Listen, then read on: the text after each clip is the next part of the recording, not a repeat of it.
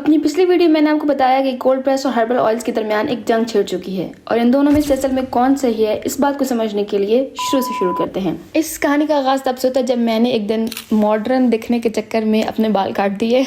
अच्छा, मेरे बाल बचपन से इतने अच्छे नहीं थे। मतलब कुछ लोग होते हैं कि जब उनकी पहली दफ़ा बाल आते हैं तो बहुत अच्छे आते हैं। मेरे बाल इतने अच्छे नहीं थे। मेरी अम्मी ने मेरे बालों पर बहुत मेहनत की, शुरू से मेहनत की, और उस वजह से फिर मेरे बाल जो हैं बहुत अच्छे आ गए थे माशाल्लाह से। लेकिन मैंने उनको काट दिया बिकॉज हम ना कहीं भी जाना हो, फैमिली में फंक्शन हो, पार्टी हो, कहीं पर कुछ हो तो अम्मी हमसे हिजाब करवा देती थी।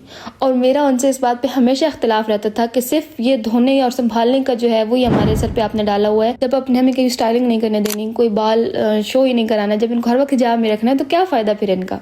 तो मुझे इस बात पर ना हमेशा इख्तिलाफ रहता था।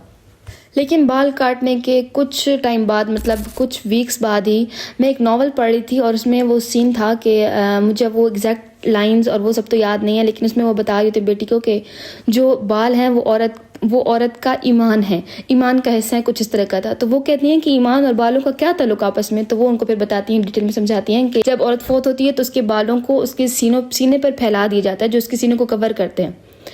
अच्छा, ये पढ़ने के बाद ना मतलब मुझे इतना रिग्रेट हुआ मुझे बाल काटने का कि मैं वो बयान से बाहर है। हकीकत में ना मुझे बहुत ज़्यादा दुख हुआ और अपनी अम्मी की वो मेहनत याद आई और वो क्यों हमारे चाहती थी, मतलब बाल बढ़ाना चाहती थी और उन्होंने हमेशा से मेहनत की। तो मुझे बहुत ज़्यादा अफसोस हुआ कि मैंने क्या कर दिया। अच्छा, अगर आप में से किसी ने वो नावल पढ़ रखा हो तो उसकी लाइन्स प्लीज़ मेंशन कर दीजिए, बिकॉज मुझे वो सही अच्छे से याद नहीं है।